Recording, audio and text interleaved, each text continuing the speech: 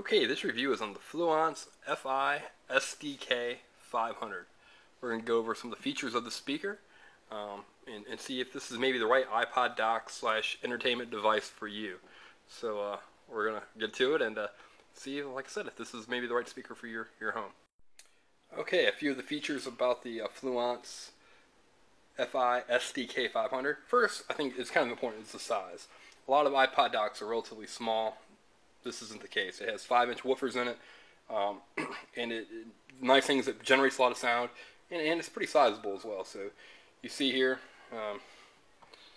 relative to my iPod Touch, the speaker's pretty good size, and it weighs 15-16 pounds, so it's not real portable.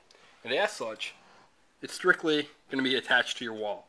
There's no option for batteries, and it's not a rechargeable unit, so this is not necessarily something that you're going to take on road trips or take to the beach. This is more of a home type unit used for your iPod just in one spot. The good things about that are you have an S-video input, you have an S-video out, an RCA out, and you have RCA cables. Now, it doesn't come with an auxiliary in, but you do have the option of using kind of a splitter that goes from a headphone jack to RCA plugs. So you do have the capability with that jack to use this with other devices. Okay, one of the limitations of doing a video reviews is that you have to play non-copyrighted material. So right here I'm playing the Battle Cry of Freedom, which I think the copyright's expired on. One of the things that you notice is that the speaker has the capability to get pretty loud. However, it's not overpowering. It's more of a true representation. As such, it doesn't have horn tweeters like some of the other speakers, so it's a little flatter on the high end. But what you do get is that you get very smooth sound across the entire range. So you don't. It's not poppy at all. You have an accurate representation of the whole frequency range. So you do that. You have the two speakers on the front, and then you're actually ported here in the back to again give you a good accurate representation of bass without being punchy or kind of over the top. Having said that, the speakers on this are actually high end, and if you've not used a high end unit before, this is one speaker that has iPod dock that breaking it in makes a very significant difference. So this is a very important fact. You need to play the speaker according to the manufacturer for about 10 hours at kind of a middle volume in order to break in the speaker. Out of the box, the speaker does not sound that good. However, after the 10-hour break-in period, it sounds really quite fantastic. Okay, one of the things you may have noticed about the Fluance FiSDK500 is the look. It's a high-quality wood with a very high-quality glossy finish, kind of similar to what you'd find on a piano. It also comes with a real thin plastic coating to protect the surface. And if you're not really paying attention, you might not recognize it's there. But you do need to pull that off once you get it, and that's where you'll get this really nice finish to it. So this unit, unlike some other iPod docks, is more of a classy, professional look, and looks more at home in a home and not so much as in a dorm room. So again, this is more of an iPod dock for professionals. The Fluance comes with a remote control that's actually pretty good for an iPod dock. It gives you the ability to control the bass, treble, and volume, repeat, go back to different songs. So it gives you really all the functionality you need in remote control.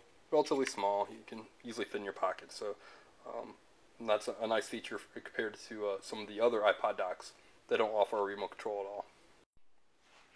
Okay, so we've talked a lot of things that the Fluance FiSDK500 does do. A few of the things it doesn't do. One, we use it in our bedroom.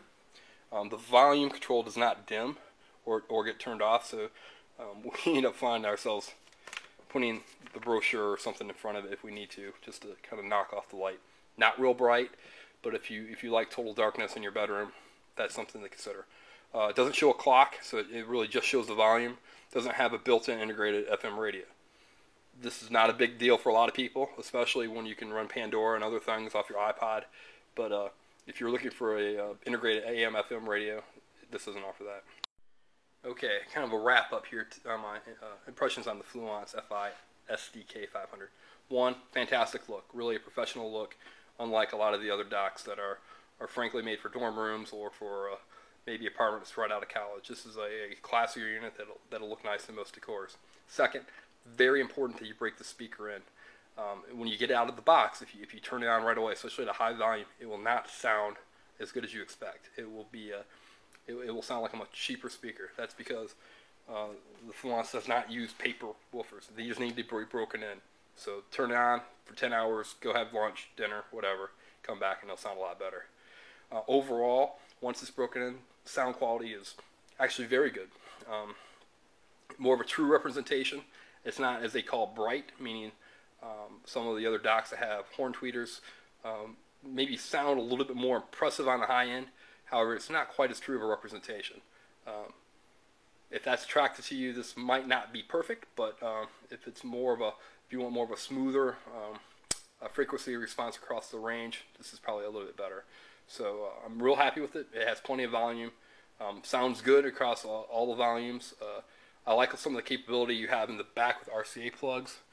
It is a little larger than I expected, but that's okay. So I'm going to give the speaker 4.5 stars. I think it's definitely worth looking at, especially on more of the mid to high end iPod docks. And in truth, it almost competes more with sound bars because it does have the S-video input and the ability to hook up into your home entertainment center. Maybe not the perfect use for it, but it's still something that you could consider.